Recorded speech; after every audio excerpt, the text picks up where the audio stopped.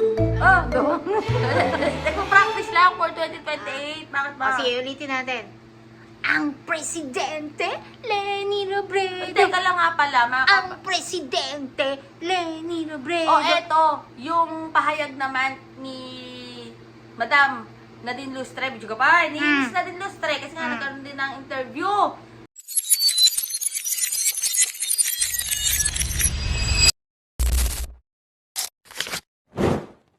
Nadine, will you be endorsing VP Leni Robredo should she run for president po for sa 2028? Definitely. There's no question about that. No question about that. Sorry, ma'am, why po? Why? Yes. I mean, for me, she is really the best. She's really the best candidate for presidency. So, obviously, and I supported her way back when she ran the first time. So, definitely, I would support her. But we heard po kasi local po yung gusto niya talaga or their efforts po to convince her to run for president sa 2020. Let's see. Well, that's up to her decision. Obviously, we respect that. Yeah, and sometimes the best presidents are those that don't want to run. So we'll see. We'll cross the bridge na lang when we get there because right now it's really hard to say. You were saying something, ma'am. Your efforts to convince VP Leni to run for president. We're not losing hope na magbabago pa ang desisyon ni VP Leni na tumakbo ulit sa 2020. As for me, she's the most winnable ng opposition possible or potential opposition candidates. Oh, ayan, no, malinaw na sasuportahan pa rin niya si Mayor Leni Robredo sa 2028, lalo na pag tumakbo as president. Oh. At may sinagot din si Manay Leila, videographer, si Kong Leila about talaga? dyan.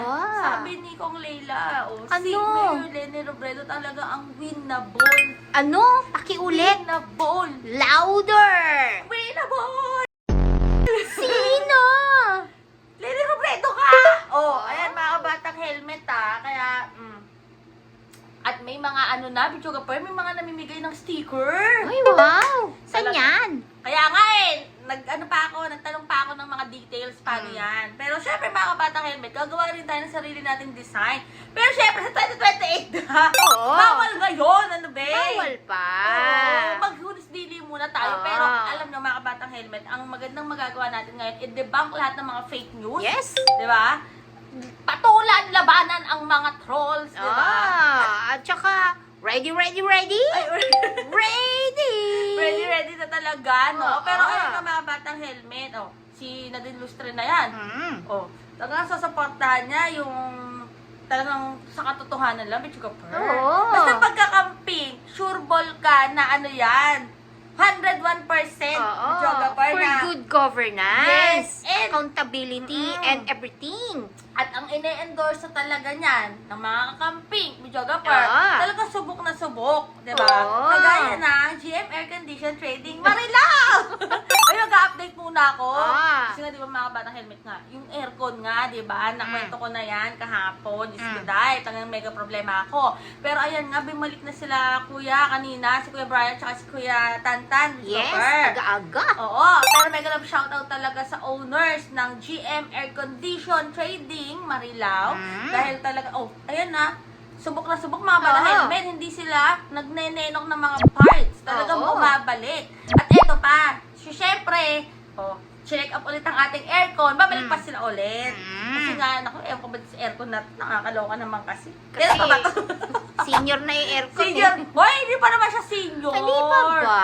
Oo, pa-senior pala. Pero ayun nga, mega love shoutout po sa lahat ng mga owners ng GM Air Condition Trading Marilao. Maraming salamat talaga ng pangmalakasan. Uy, full sked sila, videographer. Oo nga. Pero tumutupad sila sa kanilang, pangako, sa kanilang Oo. statement, videographer. Yes, biglang ang lumitaw. O, diba? Ito pa mga batang helmet. Dahil malapit na ang summer, mainit na. So, mas maganda, magpalinis na kayo ng aircon nyo.